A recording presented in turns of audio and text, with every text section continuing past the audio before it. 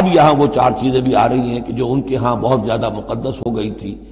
ما جعل اللہ من بحیرۃ ولا صائبۃ ولا وسیلۃ ولا حام. وہاں کیا تھا؟ جعل اللہ الکعبۃ البیت الحرام قیاما للناس والشہر الحرام والہدی والقلائد. یہ چار چیزیں ان کی توثیق ہو گئی کہ یہ تو واقعتاً اللہ کی شریعت کے اجزاء ہیں، ان کا احترام اور ان کی حرمت کو ملحوظ رکھنا لازم ہے. یہ چار چیزیں یہ تمہارے جاہلیت کے دور کے جو مشرکانہ اوہام ہیں ان کی یادگاریں ہیں، اس کے لیے اللہ کی طرف سے کوئی سند نہیں ہے. ان چیزوں کے بارے میں بہت سے اقوال ہیں، لیکن میں یہاں آپ کو پڑھ کر سنا رہا ہوں کہ جو حضرت سعید ابن مسیب رحمۃ اللہ علیہ کی تفسیر صحیح بخاری میں جو ان الفاظ کی آئی ہے وہ مولانا شبیر احمد عثمانی صاحب نے اپنے حواشی میں نقل کی ہے.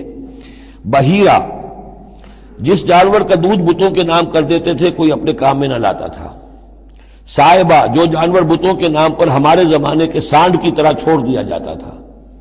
وسیلہ جو اونٹنی مسلسل مادہ بچہ جنے درمیان میں نر بچہ پیدا نہ ہو اسے بھی بتوں کے نام پر چھوڑ دیتے تھے. حامی نر اونٹ جو ایک خاص عدد سے جفتی کر چکا ہو اسے بھی بتوں کے نام پر چھوڑ دیتے تھے. تو ان کو چھوڑ دیتے تھے کہ اب یہ کسی کوئی ان کو ہاتھ نہ لگائے، کوئی ان سے استفادہ نہ کرے، نہ ان کا گوشت کھایا جا سکتا ہے، نہ ان سے کوئی خدمت لی جا سکتی ہے، یہ محترم ہو گئے.